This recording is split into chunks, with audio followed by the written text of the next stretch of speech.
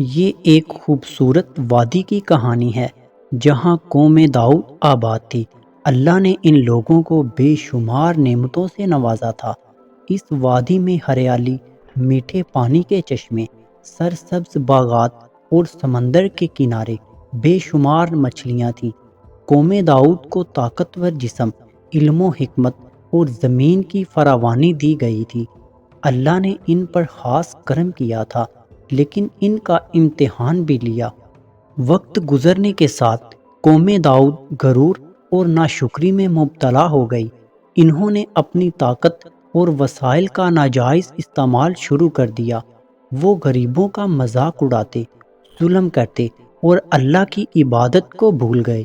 ان کا غرور ان کی نظروں میں عروج پر تھا، لیکن حقیقت میں وہ ہلاکت کی طرف بڑھ رہے تھے۔ اللہ نے قوم کو آزمائش میں ڈالنے کا فیصلہ کیا۔ انہوں نے سمندر کے کنارے ایک بستی بسائی تھی جہاں مچھلیاں وافر مقدار میں موجود تھیں۔ اللہ نے انہیں حکم دیا کہ ہفتے کے دن مچھلی کا شکار نہ کریں تاکہ ان کی فرما برداری کا امتحان لیا جا سکے۔ لیکن ہفتے کے دن اللہ کی طرف سے مچھلیاں کثرت سے آتیں اور باقی دنوں میں کم ہو جاتی۔ یہ ان کے صبر اور ایمان کا امتحان تھا۔ قوم داؤد نے اللہ کے حکم کی نافرمانی شروع کر دی۔ انہوں نے مچھلیاں پکڑنے کے لیے مختلف حیلے بہانے تلاش کیے۔ ہفتے کے دن جال لگا دیتے اور اگلے دن مچھلیاں نکال لیتے۔ یہ عمل ان کی سرکشی اور فریب کا عروج تھا، جسے اللہ نے دیکھ لیا۔ حضرت داؤد علیہ السلام نے قوم کو اللہ کی نافرمانی سے روکا۔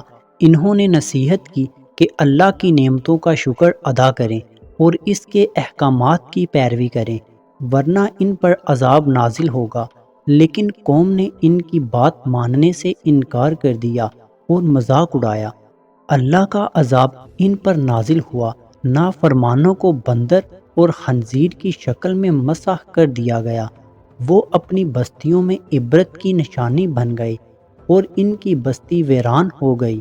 صرف وہی لوگ بچ سکے جنہوں نے حضرت داؤد علیہ السلام کی بات مانی تھی۔ یہ کہانی ہمیں یہ سبق دیتی ہے کہ اللہ کے احکامات کی پیروی نہ کرنے اور غرور میں مبتلا ہونے کا انجام ہمیشہ تباہی ہوتا ہے۔ اللہ کی نعمتوں کا شکر ادا کریں اور اس کی نافرمانی سے بچیں۔